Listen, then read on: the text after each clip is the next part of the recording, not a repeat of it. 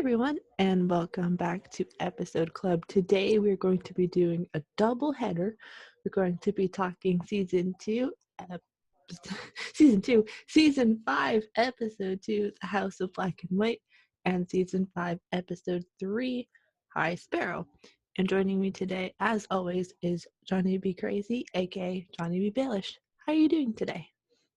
I'm doing fantastic, Sasha. Now, I'm doing quite well. How are you? Before you answer that, a double header today. Uh, let's double team this, so to speak, if you will. Hashtag double team in the chat. Everyone, this is going to be fun. These two episodes, not a lot there, but together, this is going to be fun to talk about. So, yeah, thank you for having me on. Let me know how you're doing after I get done shutting the fuck up. And then blah, blah, blah, blah, blah. Let's do this. Thanks everyone for watching too, by the way. Hashtag too sexy. That'll be a great episode to talk. I think 2 episodes to talk about. I'm doing all right. I had a slip and fall earlier today, but I'm doing as best as I can, and sitting down actually is okay. So Nobody wants to hear about your problems. No, I'm just kidding. I hope you're okay, Sasa. yeah, Johnny got it. Johnny be a dickhead. no, I'm doing okay. It could have been much worse, but anyways, enough about me, and let's talk about this first episode we're going to talk about today, which is Arya kind of going to basically she's arrived at Bravos, and we learn a little bit about the Titan of Bravos and what he symbolizes before being brought to the House of Black and White. So, what you feel about these? Well, I thought it was pretty good. I wish we could have gotten to see the murder holes under the Titan of Bravos. Hashtag Titan testicles in the chat. This is really cool, though. This is akin to the statue of who the hell is it? Is it Zeus that fell? That big statue of Zeus in Rome. Let us know in the chat. I'm sorry. I don't feel like looking it up like a douche. So, but gorgeous piece of work. Anybody that goes under there without permission is going to get fracked up. Hashtag Cylon Johns. But this is really cool for Arya, the awe-inspiring moment. Everyone remembers when you were a child and you saw something close to this. Probably nowhere near as immense as this. But if you saw anything like a big building, a bridge, it seems so much bigger to you when you're young as well. So this is just a very impactful moment. Her getting to kind of be a child again, just for a second. Mm-hmm. Yeah, I guess like what can be kind of like you said, for us is almost kind of like the Statue of Liberty, almost. Like in terms of like that type of statue that's like represents a certain, I guess, oasis or like place. So for like that, it's like New York City / the States. But yeah, she's gets to become herself for like a brief moment before in the next episode where she has to pretty much take off her entirety of her being. And when she arrives more or less outside of the House of Black and White, she's not welcome, and they give her a test by spending Well, like I a mean, night outside. Ternesio here is like, I'm not getting off right here either. You can kind of see the mystique and how people actually fear them, but it's a little more exaggerated later. You're getting hints of how respected they are. The look on his face when Arya gave him the coin, too. And yeah, she goes up, knocks. The kindly man comes to the door. And, there is no Jaqen Hagar there. And Arya, much to her credit, waits for a long ass time, doesn't she? She just sits there and waits. But doesn't she finally throw the coin into the water? I think she does it after spending time in the rain there, and then Near the end, Jaqen's like, "You dropped this," and brings it back. Yeah, there's the kindly man. But to your credit and to your video that you did a few weeks ago, will Arya become the kindly woman at the end of season 8 or in the books? Who knows? Maybe she's becoming intimate with the knowledge of the House in Black and White as well. Also, she is learning through mistakes too, so she could be set up for that. They also could be coming to kill her ass. A few things have to happen. Maybe she can escape, and then she'll have to keep running. But I think we have to have a resolution here, in my opinion. But I'll get into more into that as we get closer to the season. Yeah. Yeah, I can't wait to hear those thoughts. Oh, yeah. Here's her in the rain. Well, she was in the rain. Now, when she was in the rain, what was it? Mirren Trant, Cersei, the Mountain, and Walder Frey, right? Mm-hmm. Right here. Mm-hmm. Yeah, and then she just eventually just throws the coin into the canals, I guess you could call it. Because you can kind of see that Bravos kind of looks like Rome, but not. It's a lot like Venice. Mm-hmm. Yeah, Venice. Sorry, not Rome. What am I saying? No, it's okay. Yeah, we got Rome on the brain as well. Yeah. But yeah, it's cool to see Bravos really for the first time so many years into the show. Um, the next scene that we get is Podrick being very cute with the barmaiden, and then we find out that Sansa and Brienne are in the same place.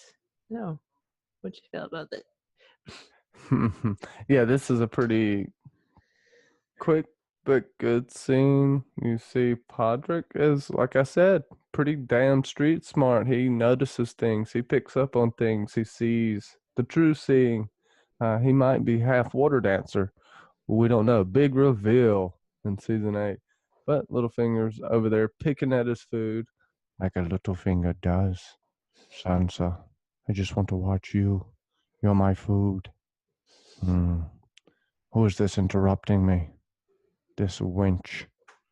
Um, and they have this little conversation too before Brienne comes over, right? About what is it, being safe, or It's also the marriage, like the letter. What was the letter? Like about the letter. Was like, yeah, who's it for? And the dark wings, dark words of the Raven. yeah. Well, yeah, you pick up on that a little bit with your Sansa. I'll bust back in with the little finger, but yeah. Yeah, when well, with these two, it's just like Podrick realizing that there's about 10 Knights of the Vale, and that pretty much Bran has maybe not so strong odds with taking Sansa, capturing Sansa. Um, but yes, then she goes over to Sansa and does her first pledge to Sansa, being like, "I'll protect you and I'll save you, and if you come with me, then I'll do yada yada yada, whatever exactly she says." And Sansa's kind of just like, "No." But Baelish kind of interjects and saying, "She was sworn to protect Renly. She failed. She was sworn to protect your mother. She failed. What is it now? It's like she'll probably fail with you. So will Brienne fail Sansa? That's the real question in season 8. She failed. Nice sword. No, that's a good point, right? And Sansa has every reason to believe Littlefinger to a point, because everything he is stating is true. And she's that sword getting her into trouble again. Oathkeeper, I have a feeling it's gonna be imperative in season 8, but I'm trying to work out what she'll do. Seeing she's been on the front lines in that damn trailer has me worried. But I think she could get away if anyone can. Fucking Grey Worm's dead though. That last kiss, bro. But also, you kind of realize that Brienne knows she's in danger now that she's been turned down. No, Littlefinger's too smart to cause an instant fight inside the inn like other people may. But yeah, Mm-hmm. it's a cruel world. It shows how smart and cunning Littlefinger is too. Mm-hmm. There we go. Yeah. Brienne, yeah, it's worrisome about her, but I feel like Brienne's pretty much a fan favorite at this point, and for her to be like a strong woman like Brienne to be killed off like that, it's kind of just like a, I don't know. I feel like they might do it, but then they might not at the same time, especially if they want to. I don't think her and the Hound will die. One of them is gonna live, Mm-hmm, and I see the Hound dying before Brienne in this case for many reasons, Hollywood reasons, and also kind of how the story is set up. mm-hmm, The Hound's set up to give his life for a bigger purpose. Brienne, yes, to fulfill her oath, but also I don't think a good. I can't envision a good ending with her dying yeah. without it being kind of cheap. But Yeah, I feel like Brienne kind of not just has to live for just to live, but I feel like she will be an integral part of the kind of future of Westeros almost. Um, we've kind of talked about her character in a couple of different conversations well, streams, but I feel like yeah, can I why not? say something like we need to do a character breakdown on Brienne, but I will say this really quick. I think she will be the one, if there are knights, which there possibly will be. I think she will enact new laws and new requirements into becoming a knight. I Mm-hmm. think that will be one of her first things she does. That would be a good Yeah. ending without, she has to go through some trials and tribulations, and it's for it not to be cheesy. But besides her writing in the White Book, her Mm-hmm. changing the code uh, of ethics as well, just like how Jamie told her. Like we can get into this in the character breakdown. This kind of just hit me, but like how Jamie told her, you're forsaking one vow or the other. She needs to fix that, and I think she's the one to fix Yeah. knighthood, and it would be fitting for it to be a lady, Mm-hmm. in my opinion. Yeah, most definitely. And there she could probably because also too she spent so much time with Podrick, who by this point technically should be a knight. Because they do mention it a couple of times of why are you still a squire? Why are you still a squire? And even Bronze like in season 6, he's like, Podrick, you're still a squire. Like, I feel like either because of Pod's death, she'll want to change, I guess, the age range you can use to become squire. It won't necessarily be about experience, but like in terms of like if you've done certain things by I don't know X age age group, you should be able to become a knight. But yeah, it's a great scene with Bran, and basically at the end we see the two of them run off, um, and Bran kills some Vale man. So yeah. Well, I mean, it's funny too because they get separated. Pod kind of falls off his horse, and then the one guy comes up to him, and Pod throws the rock. He's like, I can assume you're unarmed, but Brienne comes out of nowhere, ha ha, slashing his ass, and then right through the throat. Oh, it was brutal and great at the same time, showing you how badass Brienne is. Also, Pod gives her some praise this episode too, right? Telling her, you beat the Hound. You're one of the best. You're the best fighter I have ever seen. And Pod's seen a lot of fighters. He's seen the Kingsguard. He's seen people in action. So this is high praise. She may not be the best fighter in Westeros. That's up for debate. But damn if she isn't a great one. Hmm. Yeah, she's Hashtag Johnny not monotone. Better not be. she's a great fighter, and she's a Podrick. Podrick, you can get up now, Podrick, and then he's just like whoop, like she's awesome. She's probably one of my like favorite characters who doesn't get too much praise all the time. Like not the Cerseis or the Sansas or even the Dannys of the world. Like she's awesome. Speaking of Cersei, the next scene that we have is basically Cersei receives back a necklace that she never expected to see. Um, and Jaime enacts a new battle plan. So, my kind of thought on this is Cersei's now pretty much does not care even more that she starts screaming our child when in the presence of Jaime, um, and she's kind of scared. Does the head happen before this? In between or after this? It's, and it was after this. Okay, sorry. Um, and yeah, she's just talking about how Marcella is in the arms, in the clutches of Dorne, and that Jaime needs to go basically get her. Um, but he can't go with a massive army, which is understandable because it's basically starting what, a war, some sort of rebellion, I guess. And he Yeah. brings his tag along. He's even at a risk. I mean, he's bringing Lena Headey's ex-boyfriend. One, that's never good. Two, he, he has someone in mind. To your point, which is good. The fact that they realize, I mean, Cersei kind of almost wants to go to war, and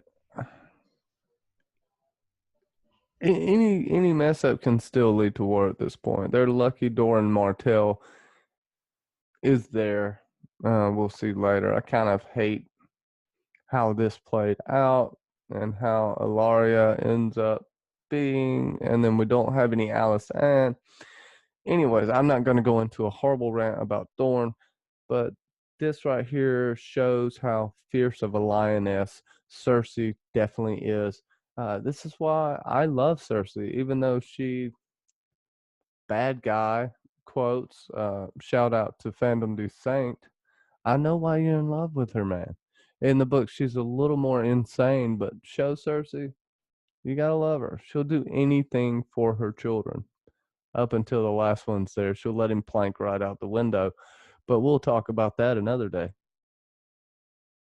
Yeah, we'll talk about that episode very soon. At this point, but yeah, she does pretty much anything she can for her children. Um, yeah, she's Mama Bear or Mama Lioness if you want to be more house appropriate. Um, and like we said, we have to do also soon the Cersei Lannister, best mother or bestest mother in Westeros Cat on fight. hashtag catfight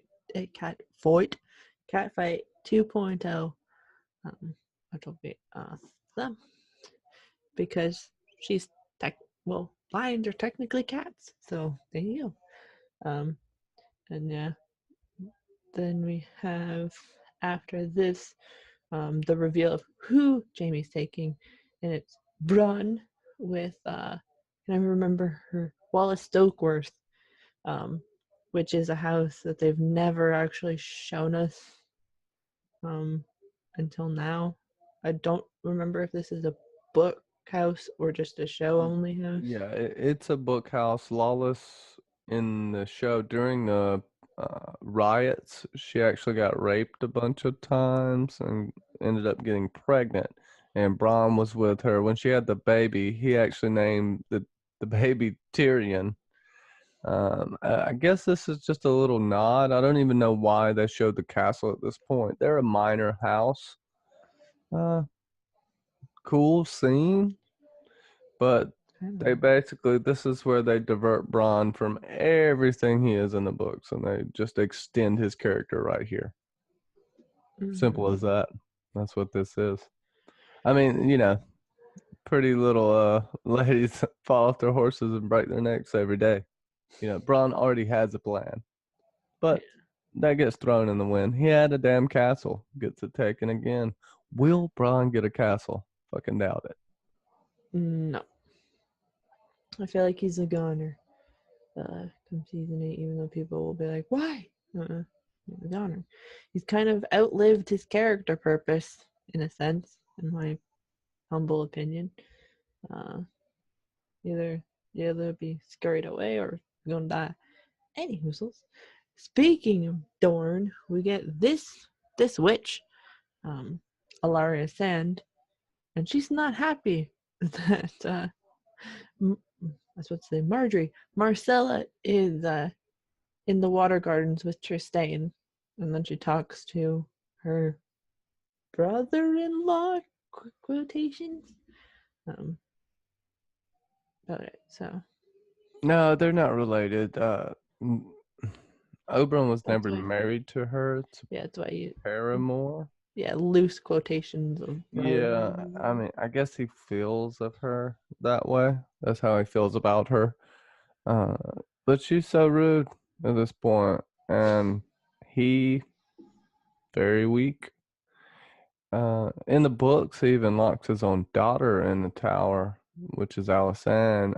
You would think he would lock her away here, but he shows they just made him very stupid.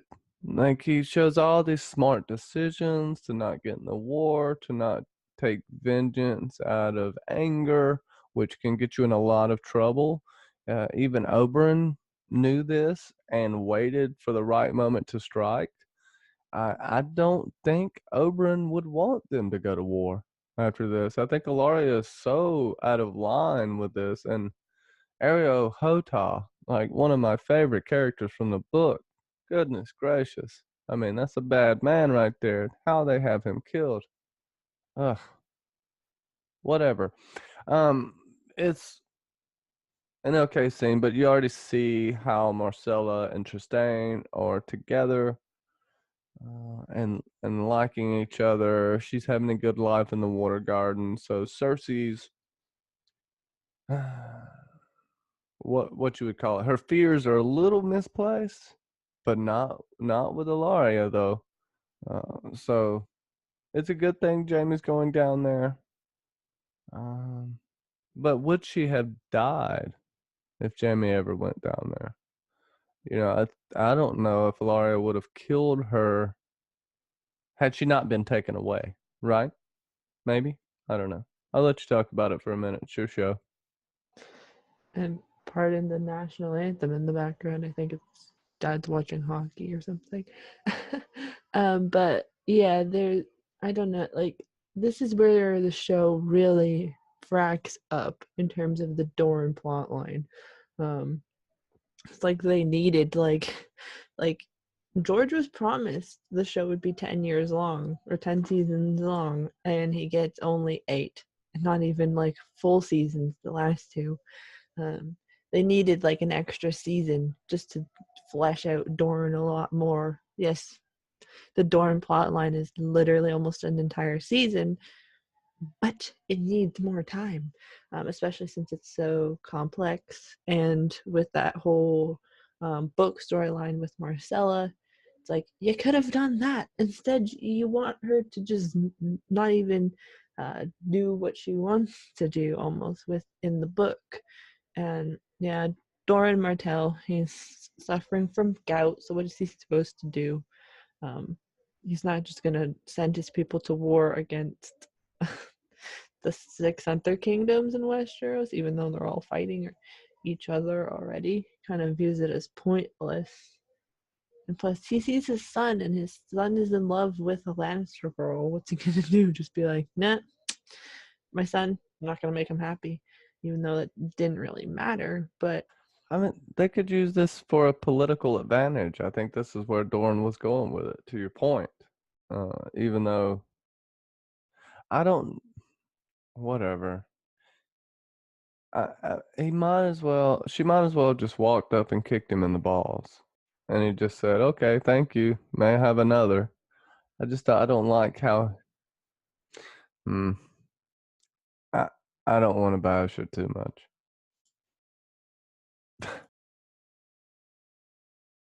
Yeah, no, it's fine. Well, then it Have you ever looked for a person before? Have you ever hid somewhere? Well, I have. Let me show you. All I got to do is punch through this wall. Uh, with your does sword, anyone else think Dario Naharis planted this guy in the wall so it could look cool later? Ha! maybe. So we see Dario and Grey Worm go people in the walls hunting. Um, and then they obviously find someone who is related to the Harpy, with the sons of the Harpy. So, if Dario had planted this guy in the wall, it's like, what are you doing? Um, but who knows? Yeah, this scene, it's kind of a short one, but it's just learning about how you have to be observant everywhere and all the time. And how fear is good sometimes. Mm-hmm. And maybe this is foreshadowing for the fear Grey Worm has in season 8. Oh, and losing, when you talk about he never had fear until he met Missandei of Noth. So it's pretty fortuitous, though. I mean, he kind of knew exactly where the dude was. It was Yeah, odd. It didn't even knock on any of the walls to see which parts were hollow. He just went straight for it, man. yeah. I guess they just didn't want to have him go boom, boom, boom, boom, and then the guy run away. I guess I don't know. But yeah, they find the harpy mask, which Danny's not happy about. Yeah, and I mean, DA is going to be mad. They took his mask away. Shout out to the one true David Adams. What's up, buddy? And yeah, she gets her small council, and she's like, "What am I gonna do?" And they're like, "You could do this, or this, or this, but I can't tell you what to do." And then Barristan talks about Danny's dad. So, Well, I um, mean, you want to give a fair trial. You don't want to rush to, not necessarily to judgment, but you want to let everyone know, hey, if you get charged with a crime, you're going to have due process. You're going to get a chance to tell your side of the story. You're not just going to get accused of a crime and then killed. So he makes a really good point there in saying that the Mad King didn't really do that. If he didn't like people, if he had a problem with someone, he just went ahead and burned them alive. Go ahead. she gets kind of a history lesson from Barristan, like a first-hand account about her father and how it's like people just when he didn't like somebody just burn them alive with wildfire, which is kind of what Danny does, but with dragons, a tiny bit.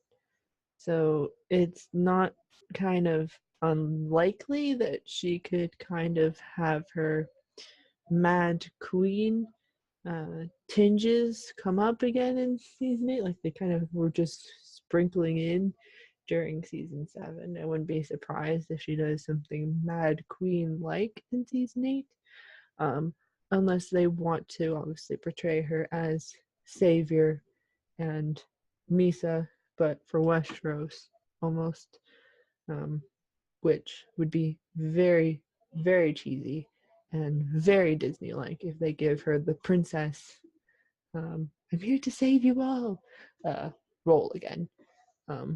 But she kind of makes a decision at the end of this about what she has to do. So, She does, and then this one she makes the right decision. I think she doesn't get a chance to fulfill that decision, then makes a hasty decision right afterwards, which can be her problem. She lets emotions rule sometimes, and that's I believe everyone has that problem, especially at a young age. Um, the thing is, here she had ample opportunity to stop herself, and she didn't. kind of the same way John did, which I find interesting. That's later, but in the next episode, right? John takes his swing this episode. Oh, it's this episode. Okay. No, he takes his commanding this episode, and then the swing next episode. Yeah. Okay. Anyway, so yeah, Daenerys is facing some challenges ahead. The next scene is Tyrion and Varys on their way to Marine, but they have a pit stop in Volantis. But yeah, it's another short scene between these two. Again, Tyrion's like, "Why am I stuck in a box? I seemingly have been stuck in a box for about now 3 episodes." About so I was like, why do I get to be stuck here again? And he gets very annoyed with Varys because he's like, I haven't seen anybody's face but yours. So it's like, what did Varys do? Knock him out when they got into the carriage? Or did he never see Master Illyrio when they at all then the entire time they were in Pentos? Like, it's kind of not 100% believable unless he was just given milk of the poppy all those times he had to be transported. He could have been given a few things. Either way, I know in the books he didn't really get out. He couldn't. The box is big enough for him to almost stand. He could stretch out in it. So it was very rough on him. That's why he's like he is. You can't blame him. And also they kind of talk with each other about how they're both um, kind of rose up from their deformities, a eunuch and a dwarf, and kind of used it to their advantage, but they also have to shield themselves, hence the metaphor of the wheelhouse here. It's a pretty quick scene, and it just conveys Tyrion's cabin fever. And you also got to remember that he's stuck with the thoughts of killing his father and having to kill Shay here as well, and he can't get his mind off of it. He can only drink and stare at Varys, and that can't help any damn thing.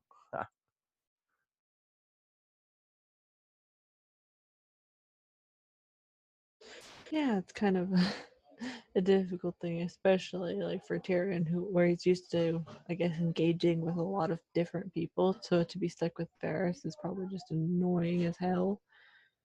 Especially if Varys goes on his philosophical ventures. The next one get is Cersei and the Small Council.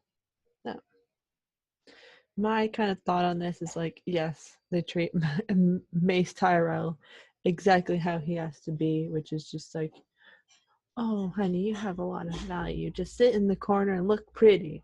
And Pycelle just does not like Qyburn at all.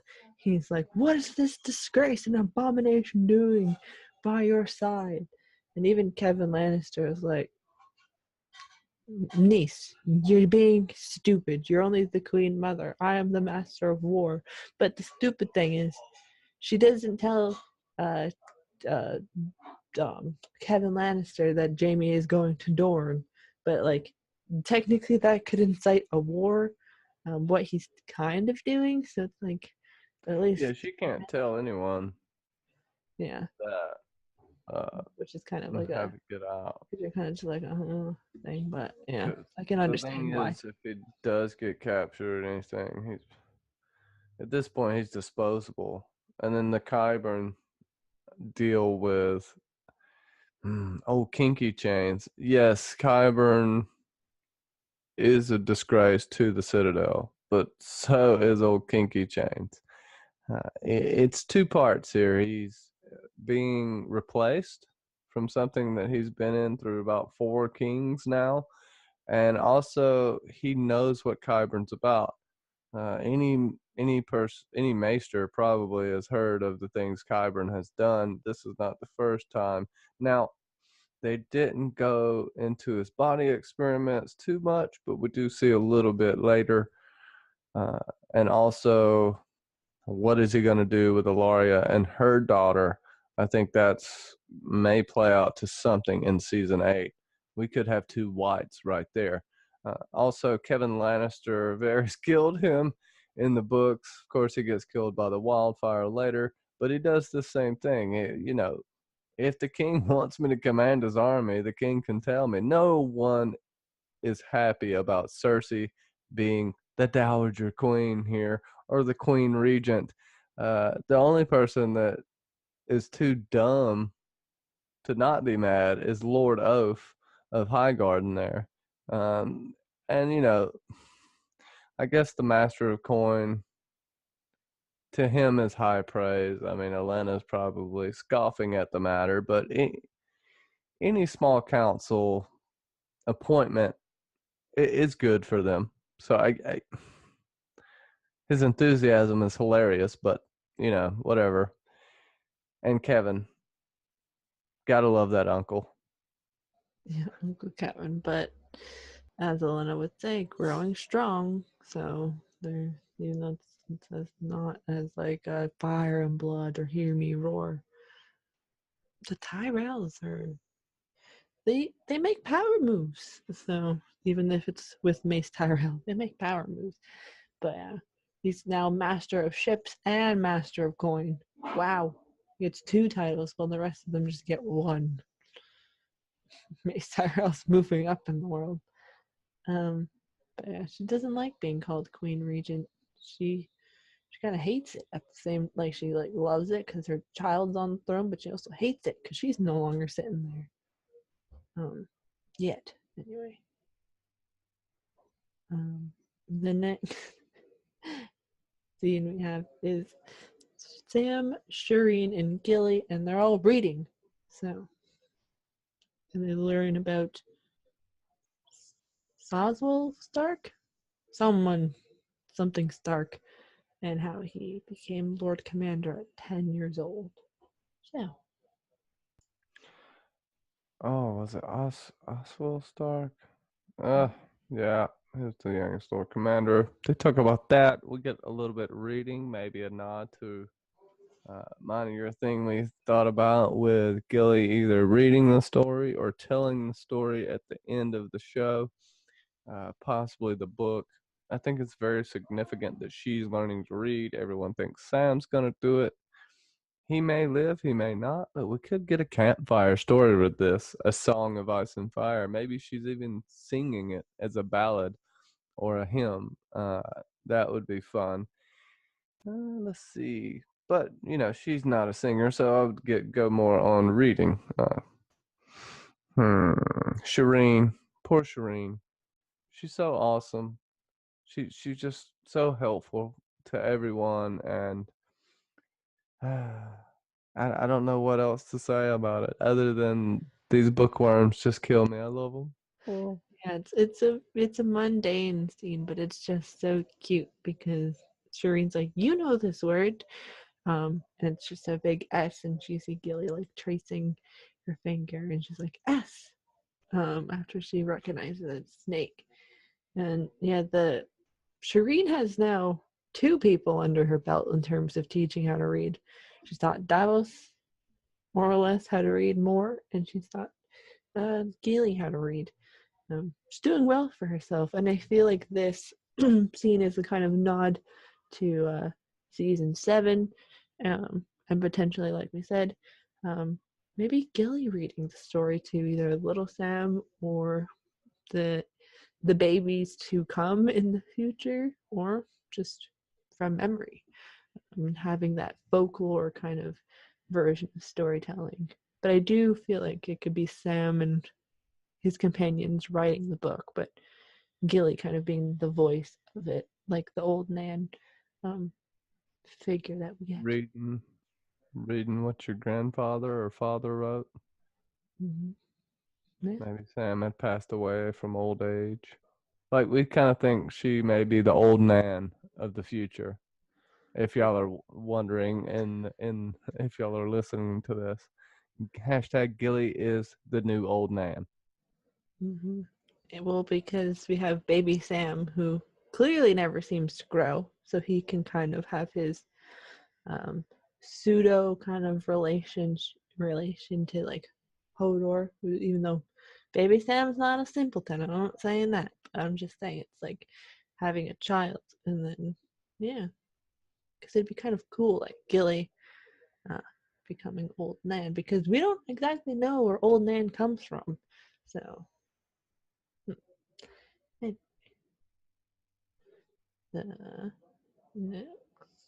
I mean, Mommy interrupts, of course, Oh, yeah. and tells them that, the wildlings are going to use you and Gilly to get to Stannis and, whatever. We don't have to spend any time on this crazy woman. Yeah, Celeste can go shove it. Jon gets a pardon, Sasa. You You want to be Lord of Winterfell, asshat? Just accept me. Bend the knee. Call me your master. Stannis. I mean, he just... Okay, he has all this honor, duty.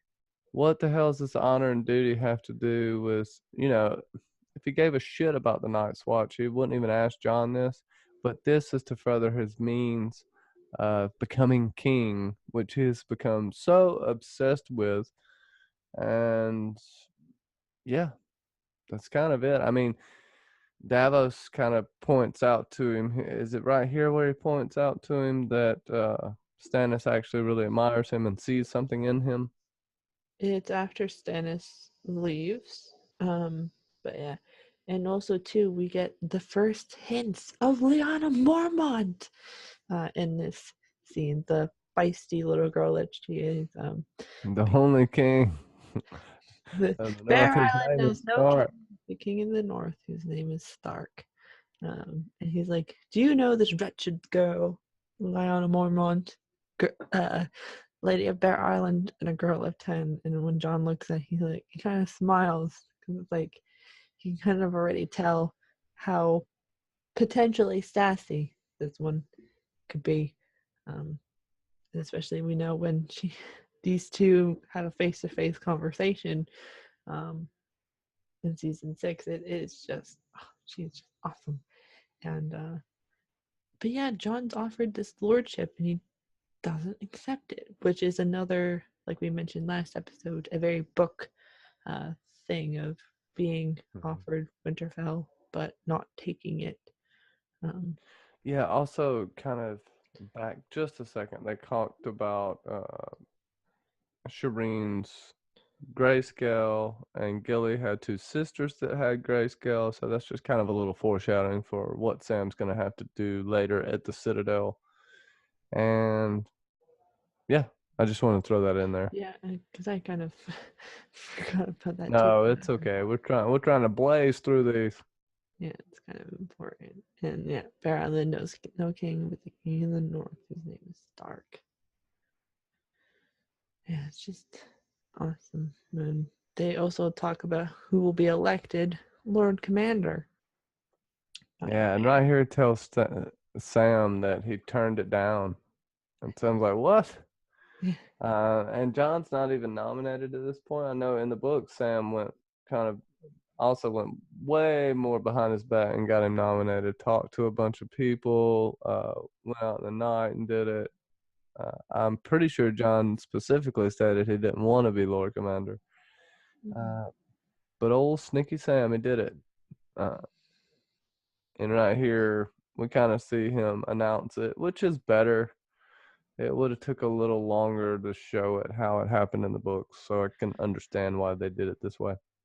And it also kind of feels more dramatic as well, with this whole basically two people were up for the running, and then it's like, no, we're just gonna pop in the third. But you gotta love Maester Aemon in this scene too, because we don't really get him in the next episode. But yeah, he becomes the tiebreaker, which is cool, because they have Alistair Thorne and Sir Dennis Mallister as the two original people in the running, and then Sam gives his what you could say presidential or vice presidential speech about the president, and Sam is Billy from Battlestar Galactica. And it's very true. And yeah, they just Sam just also belittles Janos in like 5 seconds. He's like, "Yeah, um, while we were all fighting and getting people and our brothers were getting killed, Janos was just hiding in the corner with Gilly and baby Sam." And yeah, it's like Sam can be funny. Hiding with the women and children. No, this is just really good, and they all, lots of people seem to be happy with John being nominated here. It's just a really good scene, and then we kind of get the drawing right after this, don't we? Yeah, because it's I think the triangle peg was for one of them, and then the square peg was for another. Yeah, and let us know in the chat who the hell makes pottery at the wall, because Sasa wanted to know that. Why were they breaking the pottery so easily? You'd think they would need it. So good point, Sasa. Also, yeah, I mean John gets picked for Lord Commander. I mean, he keeps getting picked for these leadership roles.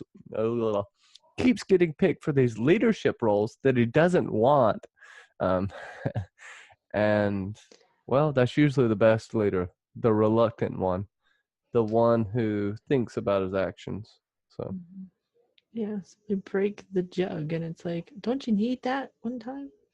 And they're counting all the votes, and Maester Aemon is the last person to vote. And little does he know, or he does know, you never know. But he votes for his I think it's his three greats grandson. So, or grandnephew, sorry. It's kind of awesome and like a funny thing to see happen. yeah, it's a beautiful moment. The wisest man in Westeros, possibly choosing the next Lord Commander. I got to get out of this monotone voice. Hello, everyone. The 998th Lord Commander is named Jon Snow. Um, and they all cheer. And Hey, Ollie. Hooray, I'm going to kill you. and, and the next scene is we see one of Jon's sisters or cousins, depending on how you want to look at it. And she's killing pigeons and messing with nobody. So, Well, she's just surviving, eating her pigeons, trying to live where she is. She's not really even thinking about the House of Black and White anymore. She's just making it on her own until an opportunity presents itself.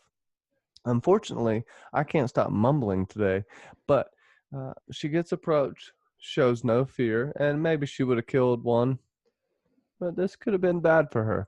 Thankfully, the kindly man shows up, and we see again how feared the faceless men are.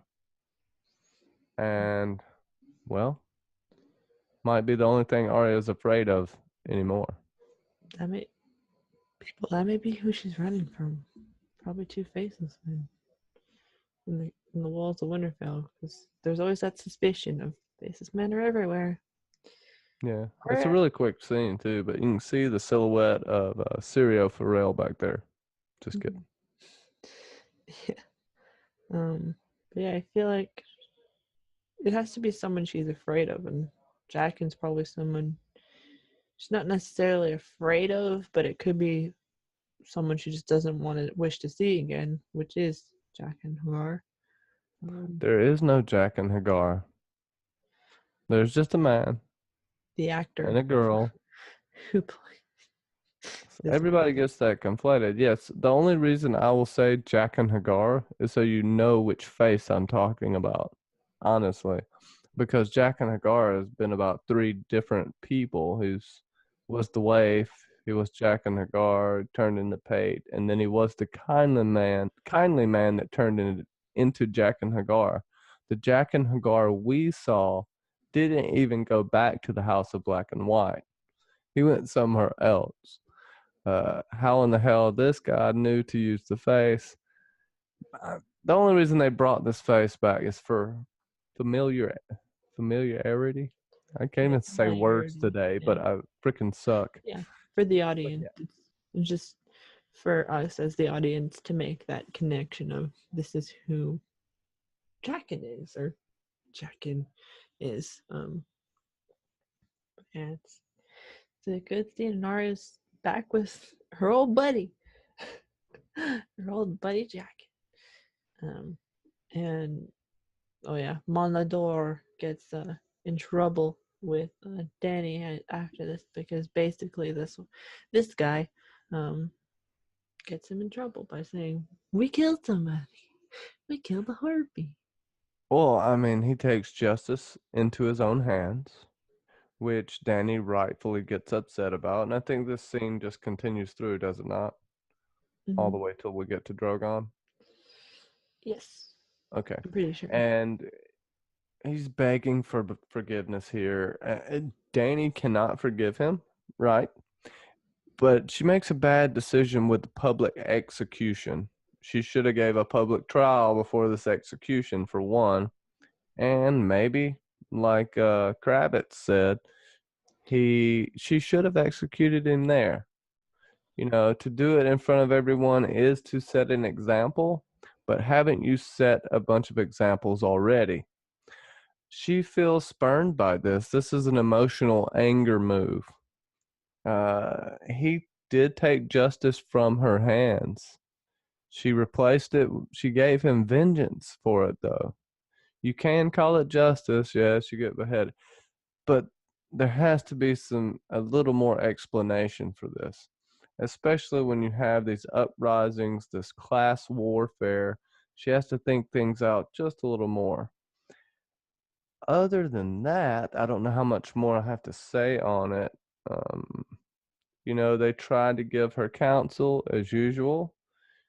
She doesn't necessarily listen this time. Yeah.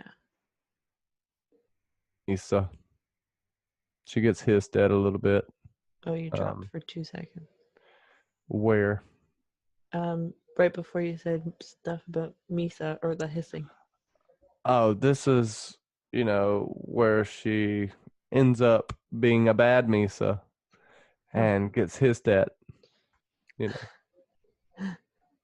yeah. She's not a bad. She's being kind of a bad mommy.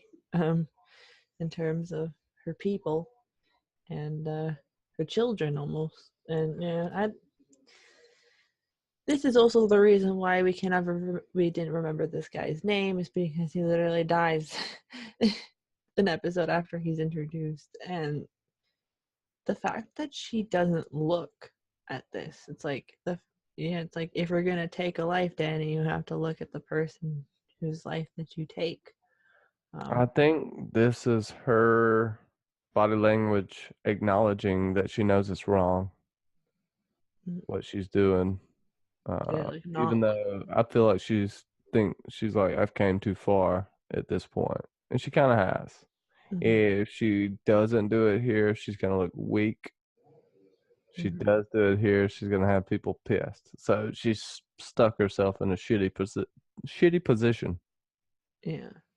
I have a speech impediment today. It's okay. I do sometimes. I have to get over it. I mumble and put words together. Some days are tougher than others. Today is a tough day. Don't know why. Mm. Hashtag help me out with my speech problems in the chat. And yeah, yeah. It's, yeah, she could have done many things, but she kills Monador and has Dario do it. So I feel like there could be something where she does this again. Um, I don't know if she does this exactly, but she kind of did this a little bit, but I feel like she might have to do something not stupid, but like stupid like this, but um, something again. I don't know, but who knows? The next scene we get after he is. Well, she has repercussions for this. I think the next decision she made of this nature was the Tarleys. Mhm. We're still yet to see the repercussions. The key is it going to happen before the Battle of Winterfell or after? But we hear that speech of them having to come together, so I think some shit's going to happen before. I yeah, I feel like there'll be a divergence. Like they'll come like a whole thing, like a parlay in the, I guess, the Great Hall at Winterfell will happen. And then there'll be a side conversation that Sam and Bran and John have about like, you know what she did when you weren't there, uh, kind of thing, or you when you weren't beside her, what she was doing in terms of not Essos, King's Landing and High Garden, because they never like addressed in the show anyway, like everybody else's reaction, like Santa's reaction to Marjorie dying, or like XYZ person's reaction to this dying. So I don't know, but yeah, I feel like John loves Sam and would do anything for Sam. It's like he's like the brother that Sam, John, and Sam are like the brothers that they both kind of had, but never had like bloodline relation. So I feel like John will be kind of angry, and yeah, we can talk about this more another time. But I feel like John's not gonna like it that No. he's put in this position. Yeah, and it's going to be put on top of him with the news of who he is as well. So that's going to be fun to watch. Um, yeah, I kind of with that. We see Drogon here at the end doesn't really let mommy touch her. Bad mommy, you locked up my brothers, yo. So bad mommy. Um, Mm-hmm. and we're kind of just hearing the repercussions of her decision. They She just really kind of needs to be alone right now, which can you blame her? Nope. Um, and yeah, I mean, my final thoughts on this episode really quick, if you want. Was a pretty decent episode. I have to say, it's slightly some dead content in between here and there. Uh, Yeah, but yeah, it was a fun episode to watch still. Kind of the lore, seeing some of the things from the books that you've never got to see. Yeah, yeah, I'll give you a ranking in a minute. Let you talk about Drogon though. yeah. It's the first time we see Drogon this season, and he's gotten bigger, and he doesn't want mommy to touch him just yet, because that comes later. But yeah, Danny's wearing not the outfit that she obviously wears in 509, but it's the outfit that she wears when she meets Tyrion. So Danny kind of is using her white outfits a lot. But yeah, overall it's a pretty good episode. It's not obviously an episode that we all are like, let's, if we want to watch an episode of Game of Thrones, let's rewatch this episode. Like we don't normally like rewatch this specific episode. But it's nice to kind of come back to it and kind of go through it again. If anything, people just find the clip of John being hailed a Lord Commander on YouTube and just watch that if they want to watch um, the moment that John becomes Lord Commander. Not all of this, but anyways, I'm rambling. what Yeah, what do you give this episode? I give it 7.5 Titan testicles because the Titan is awesome and they got to ring them bells underneath. Yeah, ring the I give 7.75 Drogon and Danny bonding times. Even though he kind of just runs away. He's like, hi, bye. He's being very teenager-ish with the hi, mom, bye, mom. But anyway, yeah. So you can find me at YouTube, Johnny Be Crazy. Also on Twitter, Johnny Be Crazy, capital JBC. Instagram, Johnny Be Crazy, all lowercase. And Facebook, Johnny Bragg. You can also find me on my second channel, the Cylon Johns, and Jill's name pending. Every Friday night, 9 p.m. Eastern, spoiler-free rewatch of the Battlestar Galactica series. Also on my channel, Nooners of Locations and Lore. The next one coming up is High Garden with Sasa. The last one, if you haven't seen it, was with The Knight Who Smoked the Laughing Tree, and it was Hard Home. It was fantastic, but that'll be Thursday at noon Eastern. Also, my Quickie of Ice and Fire series. We've already got 4 or 5 in the mix now, all the way from Aegon to Oris Baratheon, and they will keep coming. We will be getting a little more show people mixed in there as well in the quickies, and also Fire and Blood will be back this week. No doubt, the Dance of Dragons. If I have to, I will talk about it myself, because I can blow some wind when we're talking about Fire and Blood. So with that, thank you so much, Sasa, and thank you everyone for watching. Hey everyone, and welcome back to Episode Club. Today we're going to be talking Season 5, Episode 3, Hi Sparrow, and joining me today, as always, is Johnny B. Crazy, aka Johnny B. Baelish. How are you doing this morning? I'm doing pretty good, Sasa. Just gotta hop off camera because, well, Johnny be looking sickly, so I'll spare you guys of that. And yeah, let's talk about High Sparrow. It's a very methodical episode, definitely. So, Yeah, thank you for having me on. no problem. It has a lot of religious overtones and undertones in this episode, which are just awesome in this world. So we start this episode with the Arya and the House of Black and White with the many-faced god. We see all the different faces of different religious figures. So what did you um, think about this? Seeing all these different religious figures displayed. Yeah, I thought it's pretty cool. We get to see the Pool of Sorrows, I think's what it's called.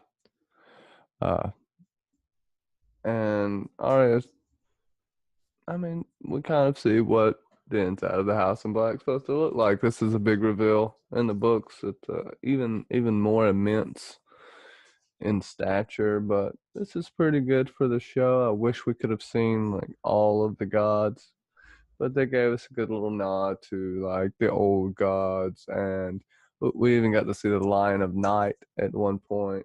And yeah, I believe in this same token, she sees Jaqen give the gift of mercy to the man, right? Mm-hmm. To her, it's like, oh shit, you just killed him, but you know, you must sweep and paint the fence. It's like Karate Kid, she's got to learn all these techniques before she can fight. Ha! Yeah, yes, she does, and it's very, I'm going to say the word interesting that we get to see all the different religious figures or idols that we all have come to know throughout the last few seasons of the show, um, from the Red God to the many faith, like to the old gods, which is kind of awesome. And yeah, Jaqen gives the, I guess, water that's in the to the men, and I guess it is depending on what you I need. think the case is what. I think the cup is laced. Uh, That's what it is. It's what cup you use. Now I could be wrong about this. Could just be some magic water, but it makes more sense to me that the cup be laced, right? Because Arya gets her sight back from this as well. yeah. So, or it's the another theory could be like that it's what is most desired, almost maybe. I don't know. like of the body. Hashtag magic water. Yeah. Hashtag desire drink also too, like depending on anyway. But hashtag magic water is better. Um yeah, Arya's learning about what she's gotta do. And she's starting from the bottom, aka sweeping um, the House of Black and White. And Sweep the leg, Johnny. yeah. And the next scene we see is these two get married. Uh, Tom and Marjorie have officially gotten married, and Cersei's not so happy about it. So, Well, I mean, Tommen is doomed, right? And not by who you think, by his mommy, the Dowager Queen, Cersei herself. So I think this is it's a pretty cool. It's kind of low grade as far as Game of Thrones weddings go, right? Even though Rhaegar and Lyanna's probably is way lower down on the scale. They literally got married like underneath the branch, out in the middle of fucking nowhere, with yeah. no one around. Um, but this is Well, for a royal wedding, you would, yeah. For a royal wedding, like that's like one that's attended by hundreds of people. It's very low grade. Yeah.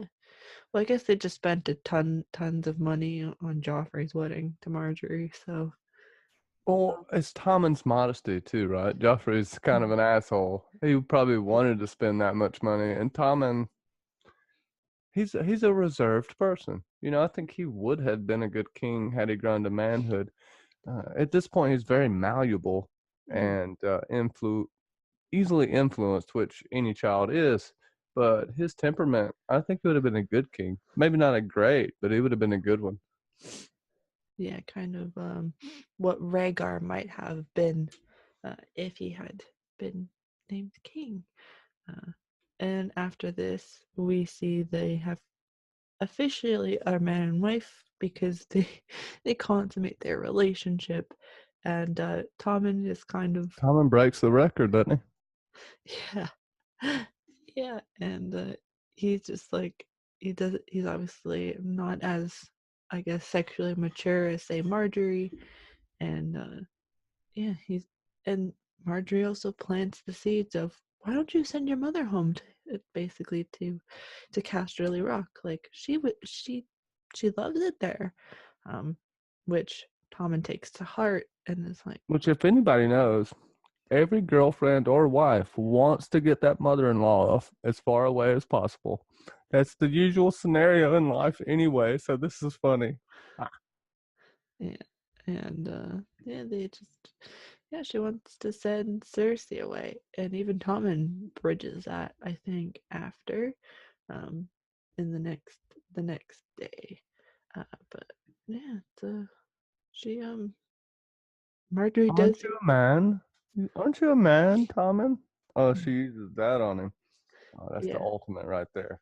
yeah, or she's like yeah, she uses ooh so many manipulation tactics. It's like you can totally see like she's learned from The Olenna. Queen of Thorns made a pretty damn good Princess of Thorns. She would have been a Queen of Thorns, I think, had she matured and grown into age. Yeah. Marjorie, a good queen? Maybe. People probably thought she was good. You know what? She'd be good. She'd be a great ass queen as far as how she plays the Game of Thrones. Now, as far as a person goes, I have no idea, but that's up for speculation. Yeah, it's just yeah, they Tommen and Marjorie could have been one of the better. They could have been maybe, even though they aren't obviously blood related, they could have been the Jaehaerys and Alysanne of modern Game of Thrones. Um, but yeah, Yeah, maybe Tommen wouldn't have had any type of fighting prowess, but Marjorie, the way their propaganda machine works, the way they were with the people and presented themselves, uh, they did it like a politician of today kind of would. Uh, they were smart, you know. Tommen is more Marjorie than Tommen, right? But Tommen went along with it. He took good counsel here. There's some things that he didn't listen to that he should have, but everybody in this world does that. So, yeah, good points. And yeah, we get to see Cersei and Marjorie have a conversation, and Marjorie says, "Well, Tommen is half lion and half stag, and maybe one day you will be queen grandmother soon."